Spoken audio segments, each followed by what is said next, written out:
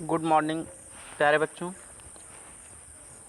आज हम कक्षा 12 के चैप्टर फर्स्ट मानव भूगोल प्रकृति एवं विषय क्षेत्र नामक चैप्टर का सेकंड पार्ट, जिसका टॉपिक होगा मानव भूगोल की प्रकृति, पढ़ाने चल रहे हैं। इसके पहले मैंने आपको मानव भूगोल का अर्थ और परिभाषा का डिस्क्रिप्शन पिछले वीडियो में दिया था। आशा करते हैं आप लोगों ने उसको देखा होगा और समझा होगा। सेकंड टॉपिक जो हमारा है मानव भूगोल की प्रकृति। मानव भूगोल की प्रकृति का क्या आशय है, अगर हम इस पर बात करें तो मानव भूगोल की प्रकृति का आशय उसके विज्ञान और कला के पक्ष से लगाया जाता है। मानव भूगोल प्राकृतिक पर्यावरण और मानव द्वारा निर्मित सांस्कृतिक पर्यावरण के अंतर संबंधों का अध्ययन, उनकी पारस्परिक अंतःक्रियाओं के माध्यम से करता है।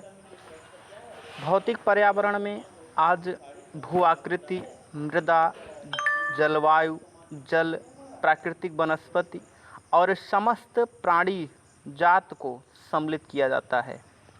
अर्थात कहने का मतलब जो यहाँ पर भौतिक पर्यावरण में प्रकृति द्वारा प्रदत्त वस्तुएं हैं, उन सभी को हम इस प्राकृतिक पर्यावरण में सम्मिलित करते हैं, जबकि सांस्कृतिक पर्यावरण का निर्माण मानव द्वारा किया जाता है, जो प्रकृति द्वारा प्रदत्त संसाधनों का प्रयोग करके इस सांस्कृतिक पर्यावरण को खुद निर्मित करता है।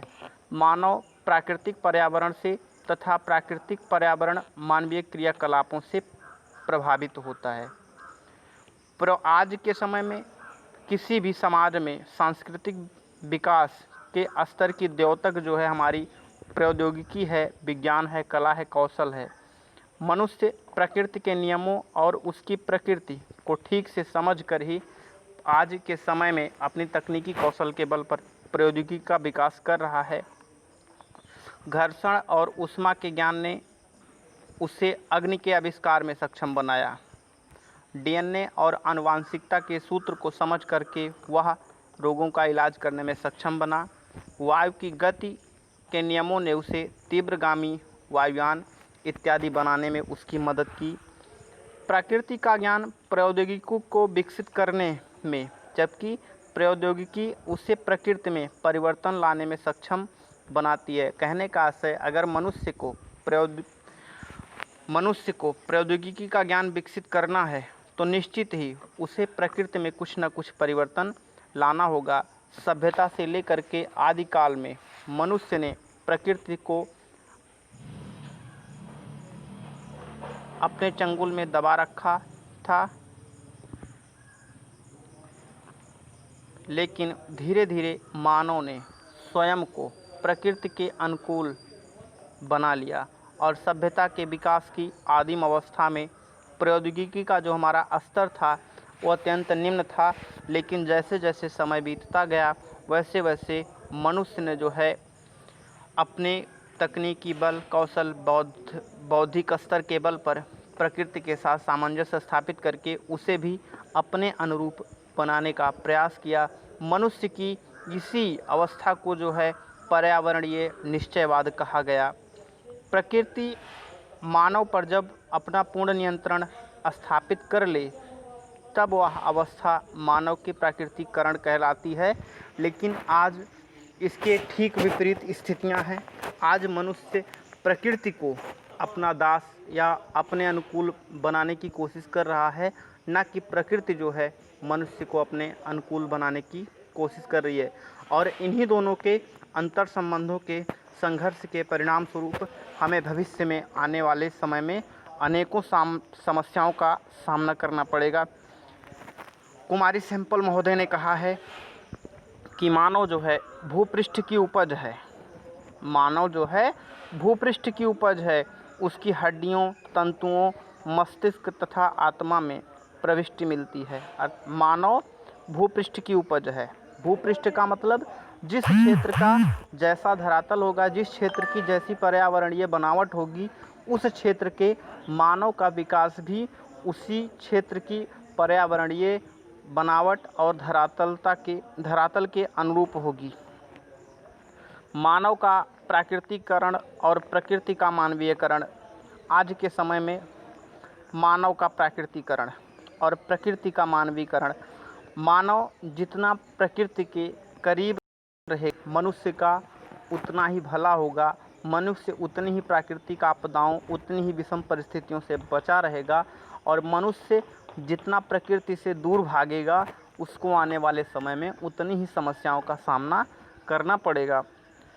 समय ने पलटा है, यानी कहने का मतलब पहले मनुष्य आदिम अवस्था में प्रकृति के सानिध्य में अपना जीवन जीता था, लेकिन धीरे धीरे मनुष्य ने जो है अपने ज्ञान विज्ञान तकनीकी के बल पर प्राकृतिक बलों नियमों को समझ करके प्रकृति को इसने अपने अनुरूप बनाने का कार्य किया। और धीरे धीरे मनुष्य ने प्रकृति द्वारा उपलब्ध संसाधनों को अपने उपयोग में लगा करके मानव कल्याण की संभावनाओं को सृजित करने लगा। उसने अपने तकनीकी ज्ञान से उच्च भूमियों पर स्वास्थ्य, विश्राम स्थल, विशाल नगरी, खेत, फल उद्यान, चारागाह, सागर तटों पर बंदरगाहों इत्यादि का विकास किया।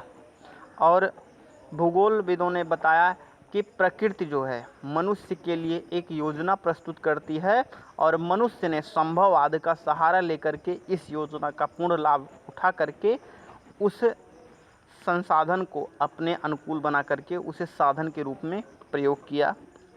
फेबर महोदय ने लिखा है कि हमें यहाँ पर इस धरामंडल पर अगर ध्यान से हम देखें तो सर्वत्र संभावनाएं हैं, कहीं अनिवार्यताएं नहीं हैं।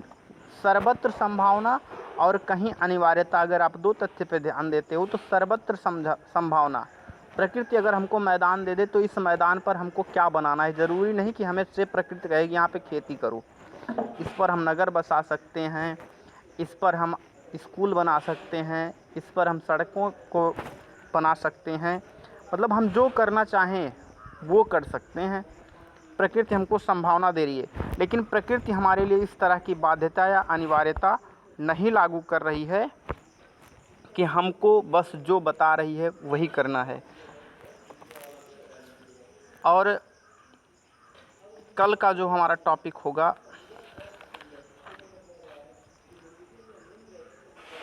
वो होगा मानव भूगोल के क्षेत्र और उपक्षेत्र।